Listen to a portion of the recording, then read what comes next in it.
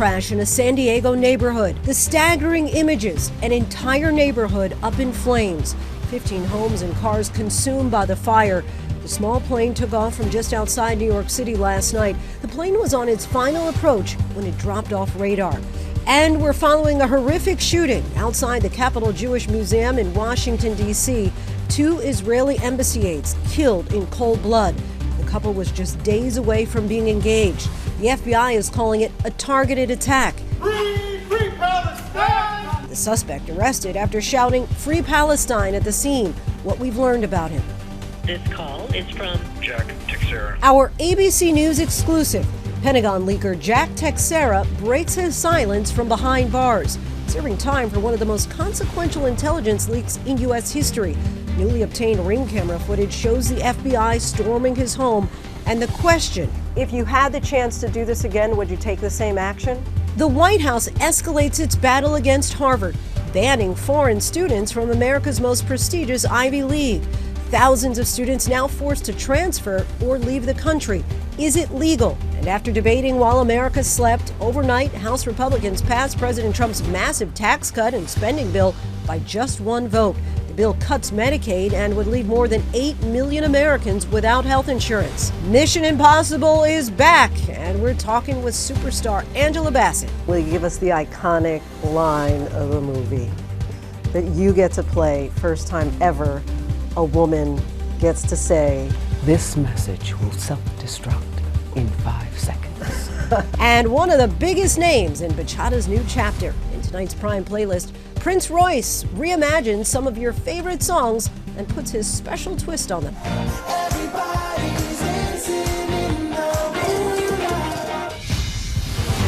From ABC News World Headquarters in New York, this is Prime with Linsey Davis. Good evening, everyone. I'm Linsey Davis. Thank you so much for streaming with us. We begin with the deadly plane crash in San Diego. Climb the ladder! Climb the ladder! The terrifying moments just after 4 a.m. when the crash jolted residents awake, many people finding their homes engulfed in flames. A home security camera captured this explosion just moments after the crash, a ball of fire rising far above the rooftops. Daybreak revealed the horrific scene: damaged homes, burned cars, and plane parts littering the neighborhood. Roughly 100 people forced to evacuate. All 6 people on the jet were killed. Astonishingly, no one in the homes on the ground died. 8 people suffered only minor injuries. Tonight, an investigation is underway into just what caused the crash, and we're now learning more about who was on the plane. Let's get right to ABC's Trevor Ault at the scene.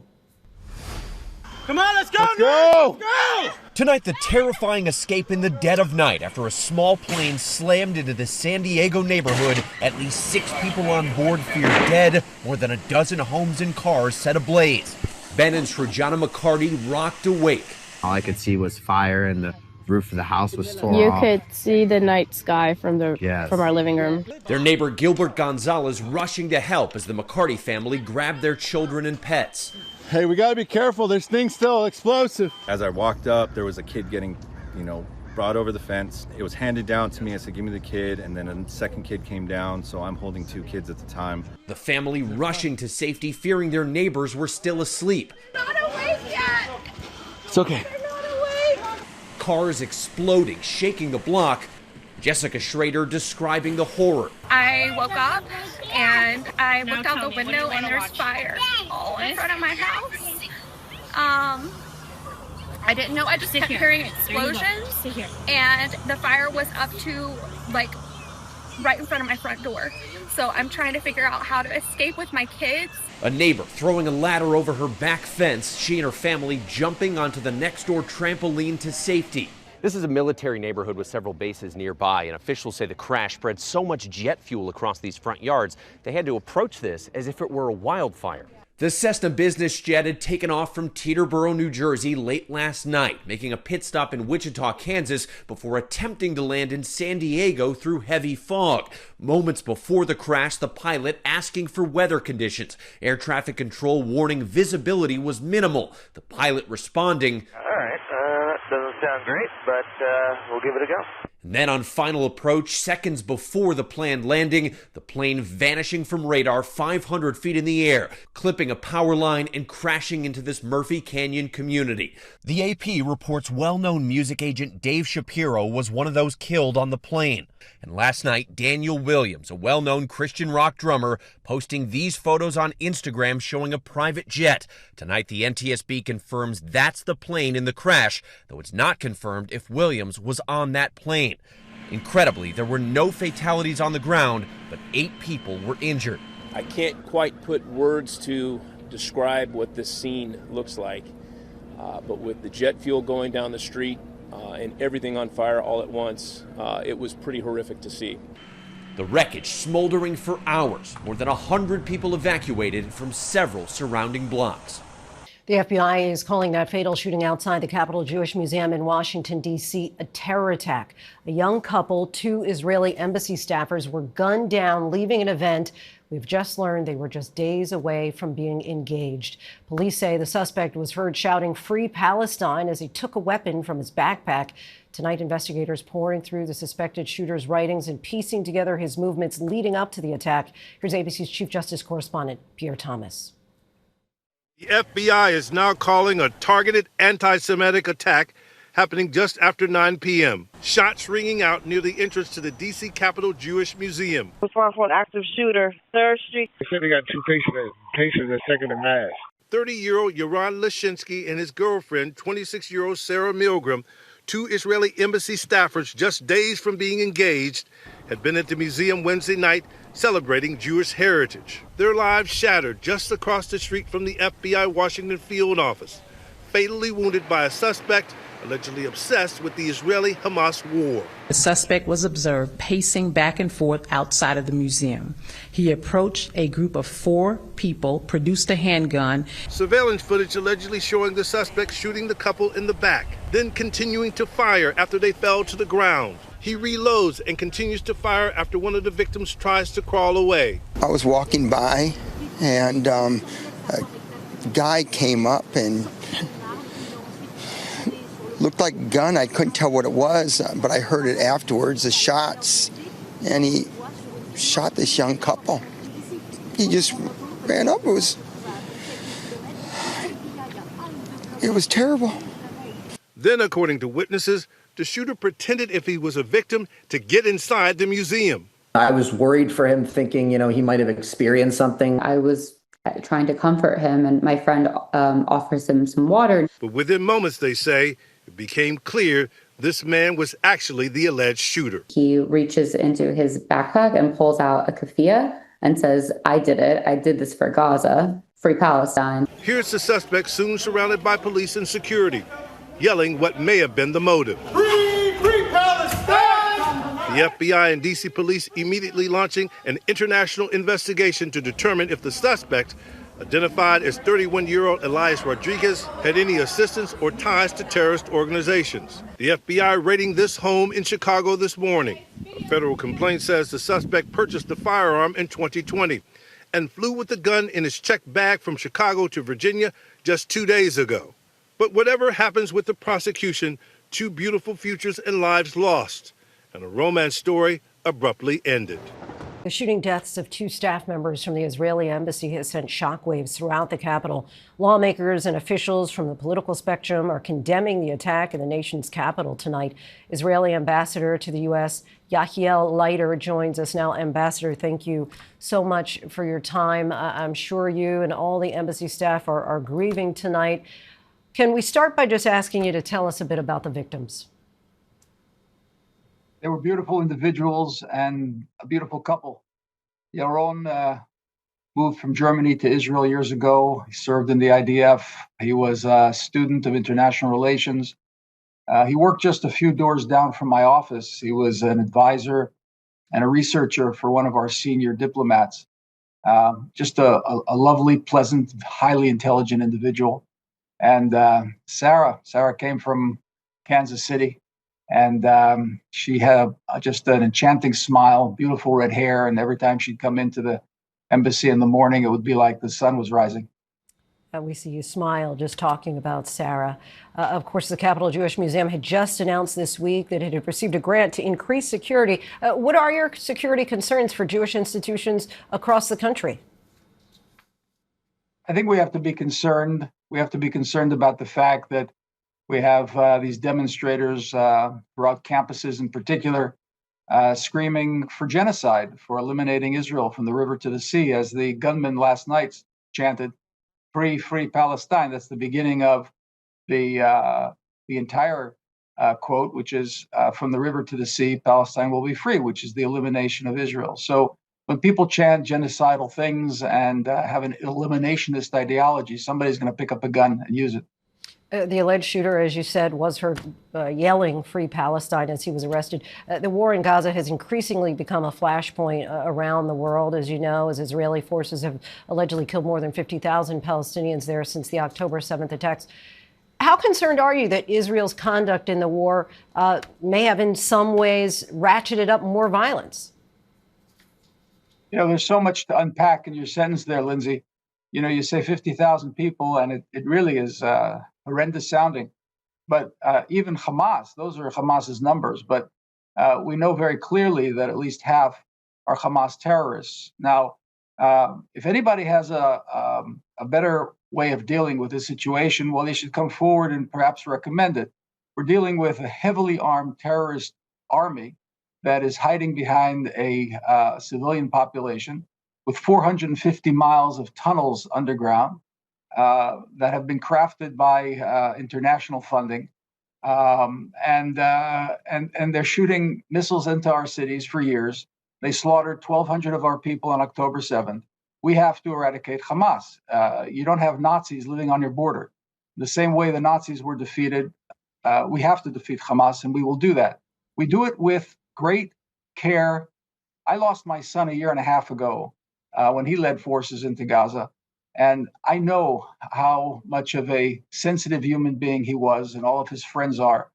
We are very, very careful about collateral damage. And as a matter of fact, if you really look into the numbers, you'll find that it's unprecedented in the annals of modern urban warfare that so few non-combatants are killed. In Mosul, for example, the ratio was 1 to 4. Here we have a ratio of 1 to 1. Any life is too much, and we want this war to end. And the way it can end is very simply Hamas to give up the hostages and leave Gaza. Hamas cannot remain in Gaza because they are a lethal threat to our existence.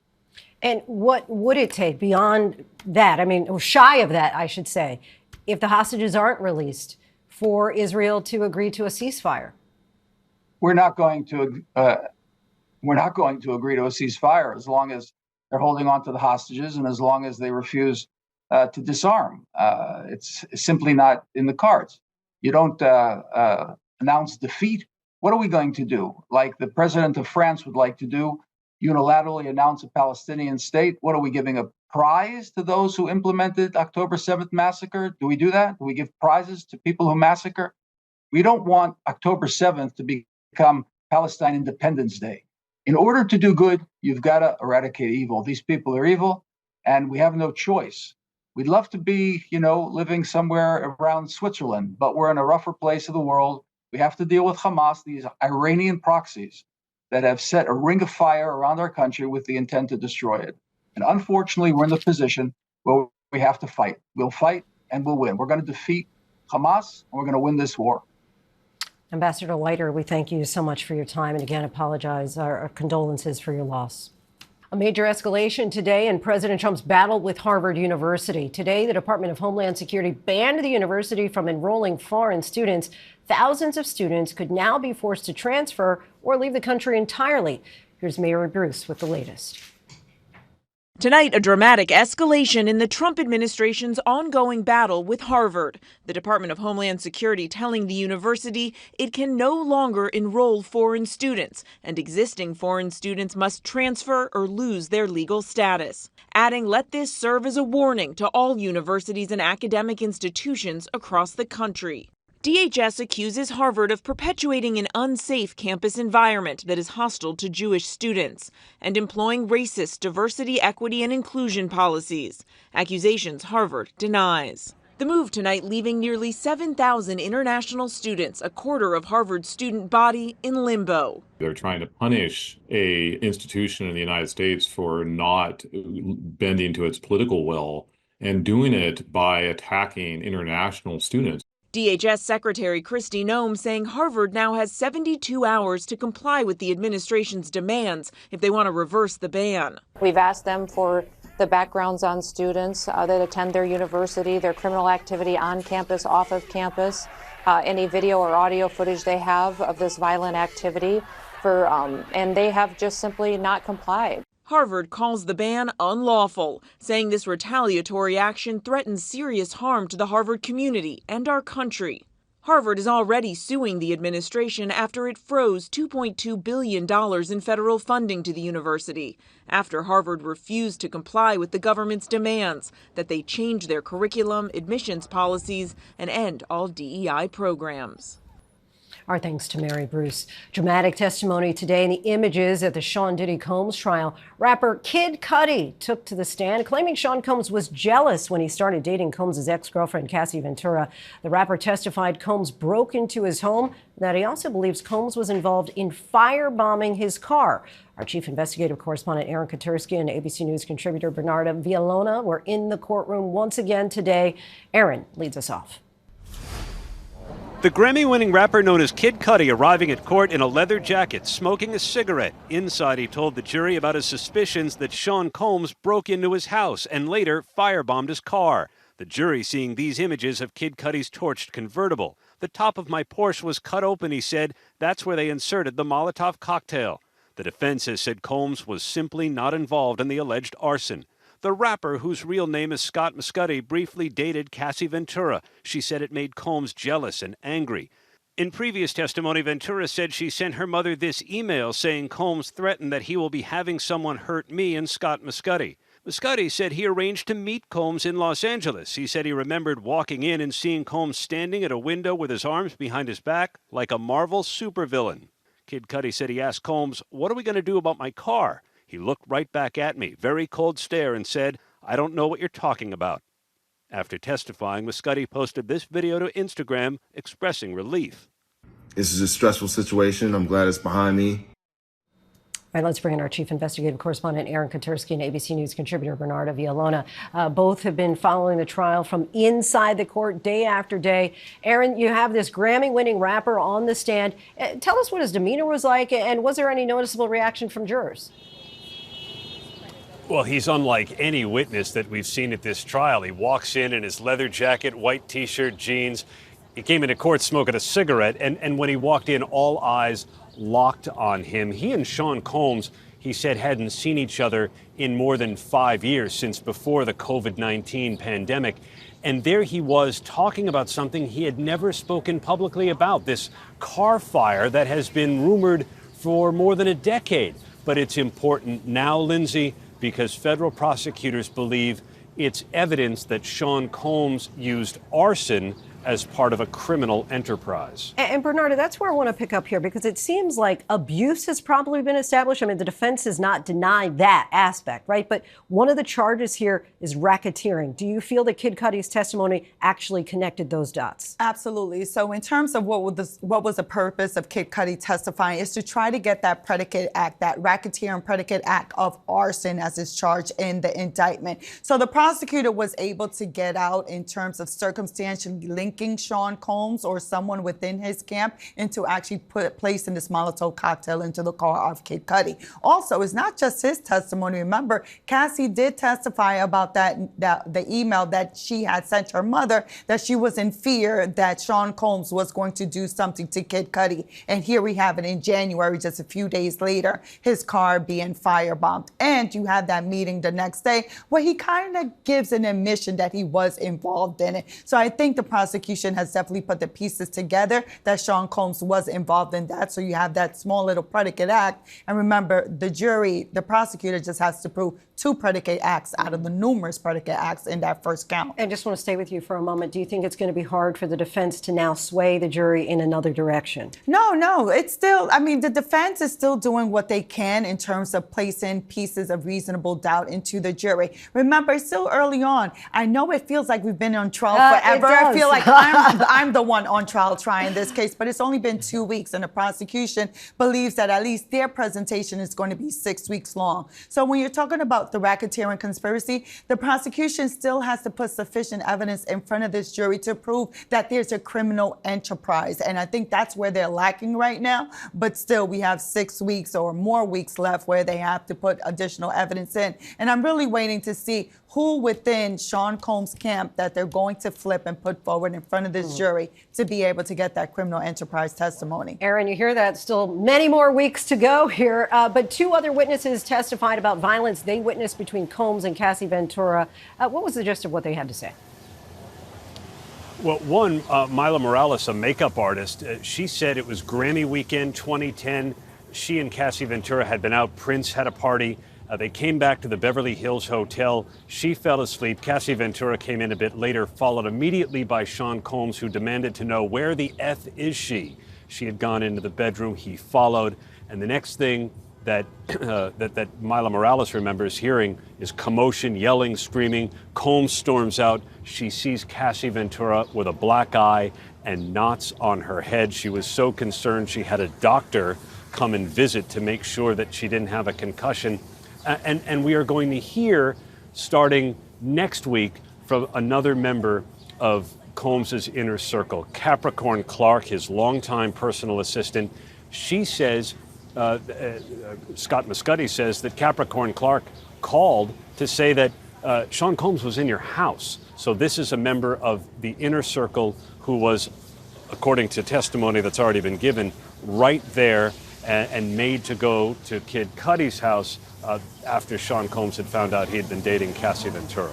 And Bernard, a last question to you. So we know that court has now resumed for the Memorial Day holiday, not back until Tuesday. Where do we think that things will pick back up at that point? Well, we still have, from reading the indictment and also from looking at the opening statement, we still need to hear some more testimony as to what was mentioned as to the $100,000 payoff for that video from the Intercontinental Hotel. So we haven't seen that evidence yet, so I expect to see that. We're still waiting to see when Jane is going to testify. Remember, she's victim number 2 in this indictment and part of this sex trafficking as alleged by the prosecution. Also, we're waiting about this person named Mia. When is she going to come in and testify and also talk more about the violence and the acts by Sean Combs? So we're almost there. I think we're probably maybe a quarter of the way, but we still got a while to go.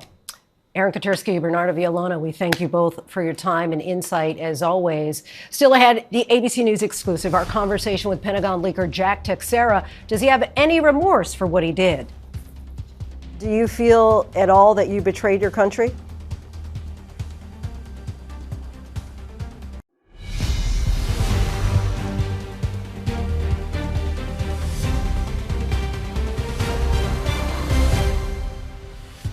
Welcome back, everyone. Tonight, our ABC News exclusive interview with Jax Teixeira, the former Air National Guardsman sentenced to 15 years for leaking classified information online. The FBI says his actions created, quote, exceptionally grave and long-lasting damage to the national security of the United States. And given that assessment, Teixeira made a stunning admission, saying he thinks he would do it all over again. This call is from Jax Teixeira. Hello, is this Linsey? For the first time, the man responsible for one of the most consequential intelligence leaks in U.S. history is speaking out from behind bars. Former Air National Guardsman Jax Teixeira is currently serving a 15-year prison sentence after pleading guilty to 6 counts of willful retention and transmission of classified information relating to the national defense. My intent was to educate the United States populace, people, about what was going on. It was not to harm the United States as a country because I love my nation. I'm a patriot. The now 23-year-old shared top-secret information, including troop movements related to the war in Ukraine. He did it on Discord, a chat platform popularized by gamers. The government says in an attempt to impress anonymous friends on the internet. In your sentencing memorandum, there was a psychiatrist who talked about your experience with the Discord community, saying that you felt for the first time in your life accepted and understood. Would you say that that's why you shared the information with them? That I was accepted and understood by them? I would say that was more of a secondary factor because, of course, you need people that you can trust when, I guess, doing something like that. But it was really going to happen regardless. As an IT specialist in the National Guard, Teixeira had a top-secret security clearance, one the Pentagon says he needed to do his job. But prosecutors say he exploited that access. According to the indictment, another document shared included discussing a plot by a foreign adversary to target United States forces abroad. I love the United States, and I'm glad to have been born here and raised here because I think this is the greatest country on earth. And it was by no means meant to harm my country, but I did believe that I needed to educate the people about what was going on because I believe they were being lied to. What lies did you think that you were uncovering by the Biden administration? Without going into specifics, I thought it was a lot about specific battles and the outcomes of those battles, or certain troop positions and certain things on the tactical and strategic aspect of that war and in other places around the world, and that there was a lot of skewing by them to, I guess, put up a different image than what was actually going on the ground. And that's what I believed were some of the lies that he was propagating, especially concerning our assistance to Ukraine and other countries. And I just thought it was a lot of lie. Do you feel at all that you betrayed your country? I don't feel that I betrayed my country at all. Just the opposite. I believe that I educated a lot of the people who have been kept in the dark and who were being lied to about this, concerning all of the things that had been going on. But at his sentencing hearing in November, Teixeira appeared remorseful, telling the judge, "I'm sorry for all of the harm that I've caused and wrought to my friends, family, and those overseas. I don't think I can really sum up how contrite I am." At the time of your sentencing, though, you were very contrite, and you said you were sorry for what you did, and you accepted accountability. And so has that changed? Do you still feel sorry, and are you still willing to accept the accountability? So what I had said was I was sorry for how what I had done affected my family and my friends. But I still believe in my actions. And while that wasn't explicitly mentioned, I believe that it was implied, but I never necessarily apologized for my actions, but how they affected others that I cared about. Well, you said, "I'm sorry for all the harm I caused." And that was mentioned specifically towards those who I love.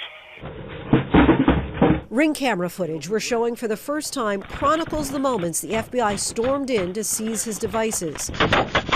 The government found many of those devices smashed and said that he took a series of obstructive steps intended to prevent investigators from understanding the scope of his alleged actions. As investigators dug into Teixeira's past, the Washington Post uncovered a video of Teixeira holding a gun and using racial slurs. You posted a video of yourself at one point using the N-word, saying racial slurs against Jews. And there was a friend of yours who was interviewed by the Washington Post, and he said that you described yourself as a racist. Not only that you were proud of being a racist. Is that how you would describe yourself today, as a racist? Not at all.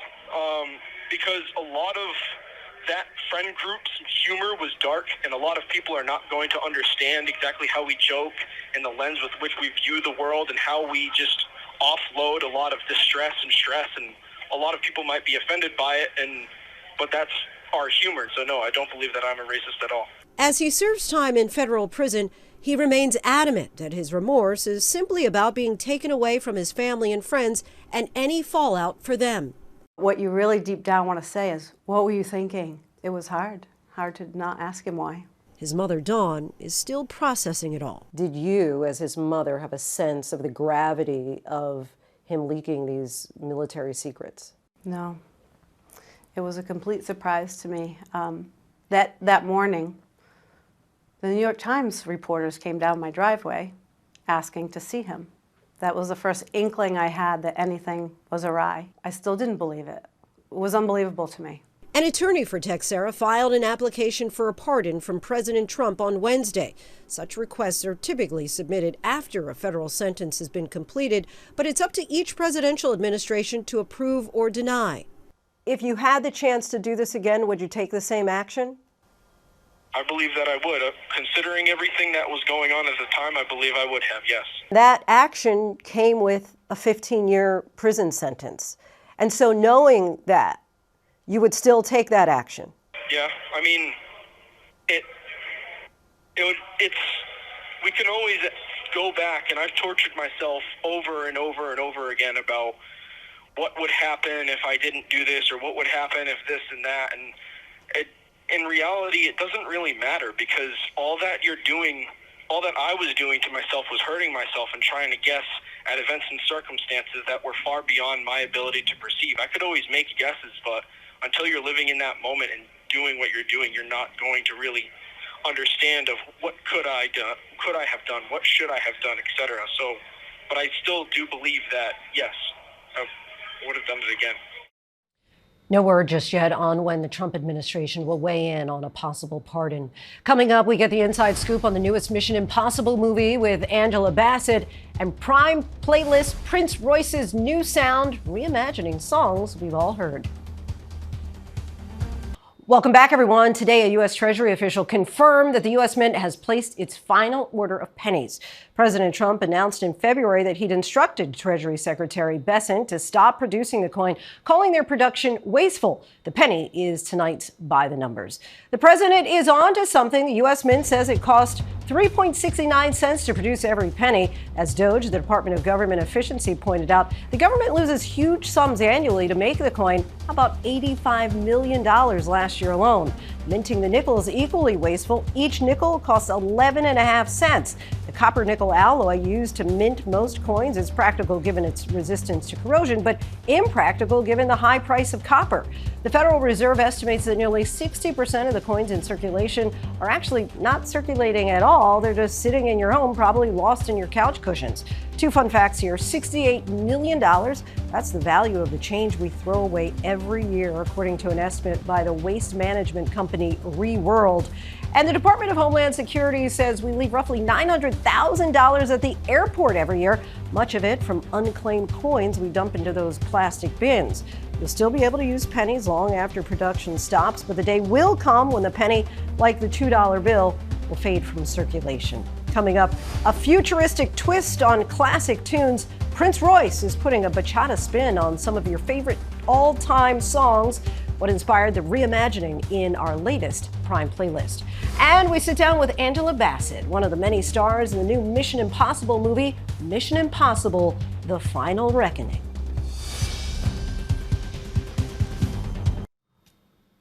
When it comes to our favorite tunes, no matter what's new, so often we revisit the nostalgia of those undeniable classics. Prince Royce, who helped bring bachata music to the mainstream, does the same. That's why on his latest album, Eterno, he's giving listeners a futuristic take on the past, reimagining some of the all-time greats with a bit of a twist. Our Stephanie Ramos met with the Bronx-born singer in his old neighborhood to talk about how his roots inspired this latest chapter in tonight's Prime playlist.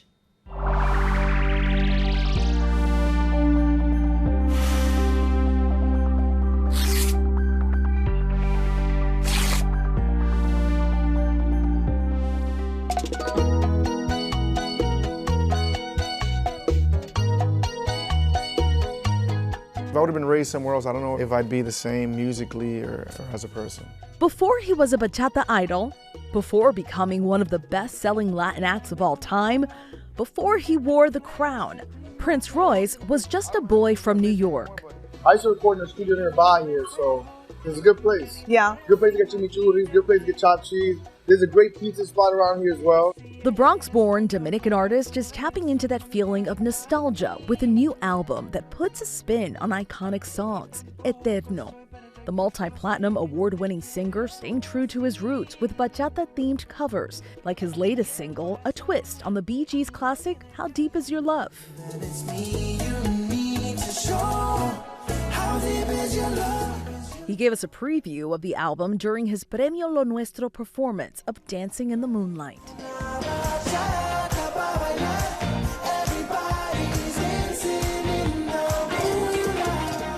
The songs intertwining Spanish and English lyrics, meeting the spirit of the sound with fresh instrumentation and Prince Royce's signature smooth voice, like on the Backstreet Boys hit, I Want It That Way. Si dices that I want it that way.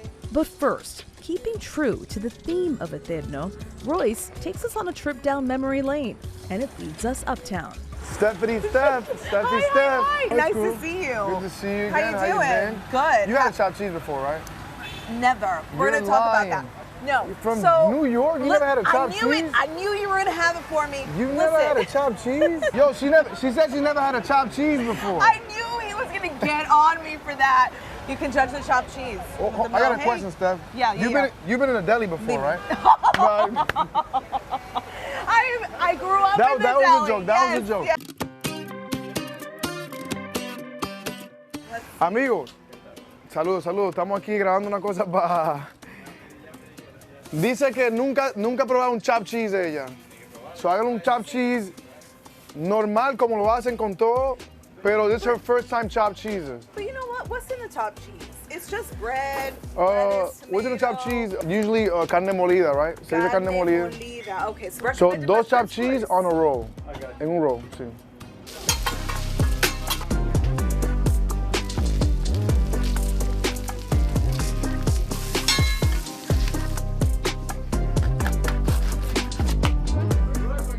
Let's have a bite right here. Okay. Vamos a ver. Sergio, agárrame aquí, Sergio. Chopped cheese. I'm doing it. Chopped cheese. This is gonna be oof.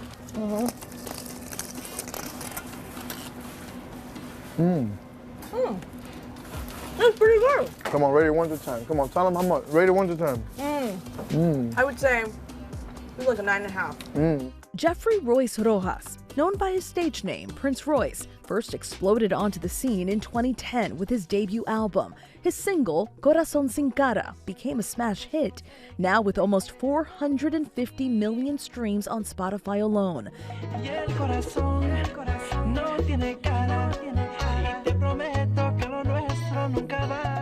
He says this was always the goal. I went to a writing school called Bronx Academy of Letters in the Bronx. I was the first graduating class.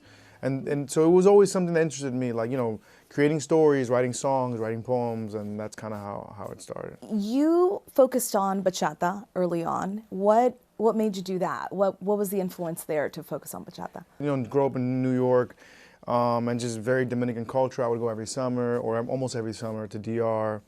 And I thought that I could bring something new to the table and kind of bring New York vibes to it. That debut, just the launching pad for what Prince Royce's career would become. 15 Latin Grammy nominations, 25 Billboard Latin Music Awards, and Eterno is his 8th studio album. Let's talk about this new album, Eterno, which is a conceptual album that really takes listeners on this nostalgic journey of classic songs. So these are cover songs by Stevie Wonder, the Bee Gees. You're singing My Girl with a bachata mix to it.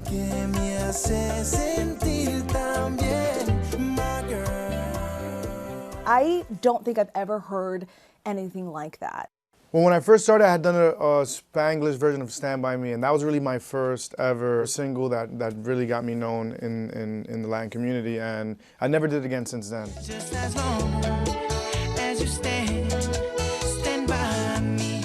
And I think it's a way of uniting two worlds. I said this the other day, I feel like I'm 200%, 100% Latino, 100% American, and I'm able to bring these songs in that era of a time where I felt music was, you know, so timeless, and that's why I gave it that title, Eterno, which means eternal. As an artist, that's like the kind of music you want to put out, like songs that you feel could go through generations and can last a lifetime. I love how you explain that. You've felt like you're 200%. 200%. I think so many of us Latinos who were born here, born in the U.S., but to immigrant parents feel that way. We're part of two worlds, two different cultures.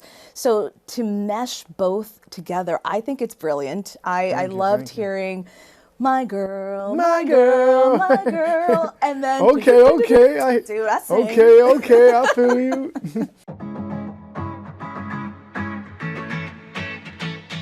Like all these songs, I don't feel like they're forced. I feel like if they're on the album, it's because it felt like it was, you know, it flowed with the bachata and the Spanish. So I think that, I hope people can just enjoy it and appreciate it. This project's also to like kind of bring a bit of that essence from that era into today's time. That connection to his fans and his community remains at the center of all his work, a connection he's been able to see on display where he's from. We're in Patterson Projects, Bronx, New York, 140 3rd Avenue.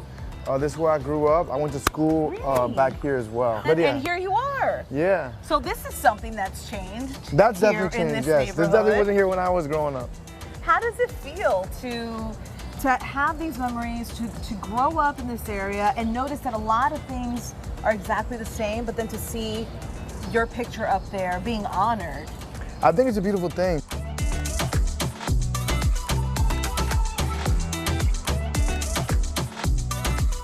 I think this to me is a bigger, it's like a bigger honor than an award for me, for example.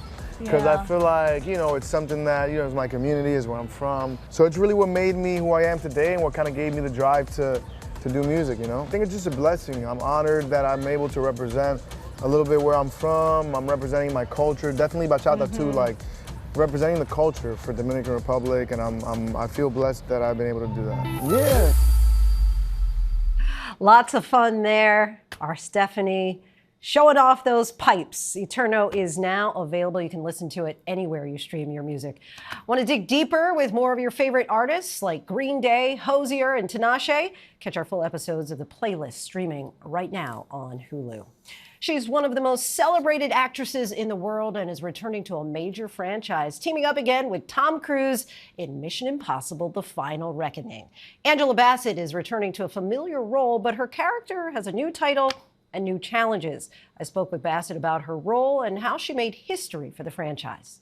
When the need for certainty is absolute and the odds are deemed impossible, the mission falls to him. Should he choose to accept? 29 years ago, this little movie came out called Mission Impossible. It was just called Mission Impossible. Of course, an adaptation of the 1966 TV series. Were you a fan? Yeah, I was a fan. You know, we only had about 2-3 channels. Right, back then, and they went off at 11 o'clock, so whatever was good on television, I was there for it. Was there ever a time from the TV show or once it became a movie and the series became so famous that you thought, I'm going to name it and claim it, I want to do that? And actually, that's one I did not name and claim. Yeah, I remember seeing the show. There was one black guy on there, Phil Morris, right? Yes. But you never saw any representation. So it wasn't something that I thought about when I became an actor. Then it became, you know, this iteration, Tom Cruise's Mission Impossible. But what I really do love about what we're doing now is that women are so prominent. You know, in the narrative. And so there is this big reveal that your character, Erica, goes from CIA director to president. Yes, I get a promotion. You let Hunt go? That's what I said. With the key. Well, he couldn't do much without it. So where is he now? Somewhere in the northern Pacific, I assume. You gave him an aircraft carrier? I am the commander-in-chief of the armed forces, Mr. Secretary. It is my aircraft carrier, and I do with it as I please. And what do you tap into for a portrayal when we've never had a female president, never had a black female president, and so you are that first representation on screen that many people are saying this. Yeah. Perhaps one day life will imitate art. Exactly. But, you know, it was easy to, you know, look at history. Shirley Chisholm. Yeah, sure. You know, wonderful, intelligent, smart, brilliant, made a run for presidency.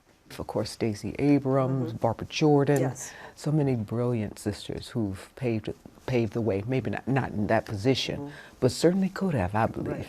Unbought and unbossed. That's right. That's right. That's it. So let's talk about the dynamic between your character, Erica, and Ethan, Tom Cruise's character. It seems at some points in the movie that she is his only hope. And so let's talk about the dynamic between the two. Yeah, Ethan, you know, he's used to doing things his own way, you know. Get an idea in a moment. He can't wait. He's now waiting for permission. So I think that can get in in some people's way or ego. But I think Erica certainly has an appreciation for him, and I imagine the hurdles and obstacles and the biases that she has had to, dodge and duck and overcome. And she follows her instinct to a great degree. I couldn't tell you.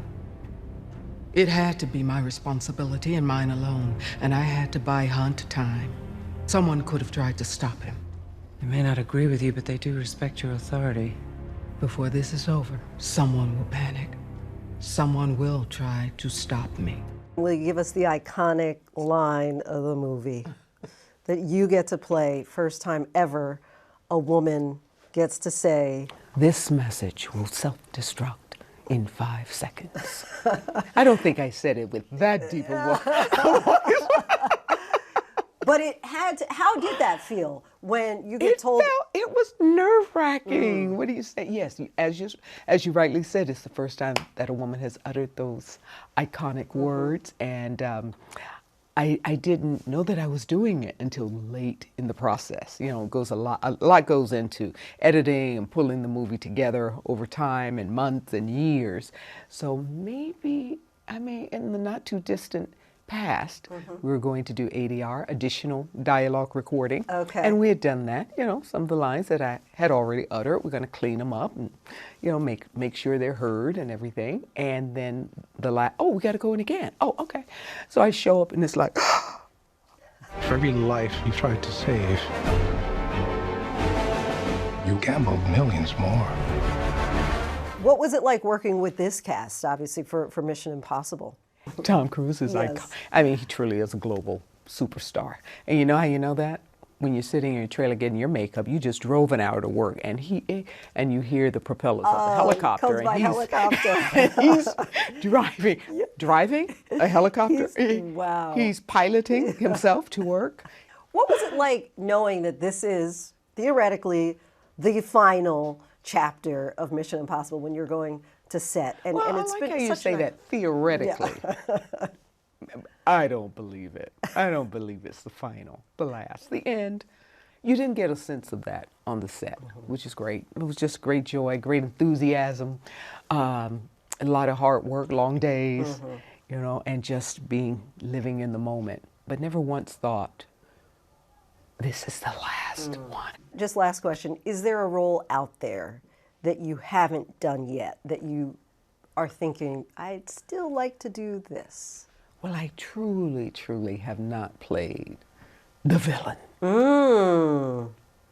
Putting it out there. I don't know what she has to look like. Okay. But I heard the laugh a little. Yes. Okay, we'll look for that. We'll look for that. Thank you. Thank you so much for the time. Appreciate it. Mission Impossible, The Final Reckoning will be in theaters tomorrow, just in time for the holiday weekend. And that is our show for this hour. I'm Linsey Davis. Be sure to stay tuned to ABC News Live for more context and analysis of the day's top stories. Thanks so much for streaming with us.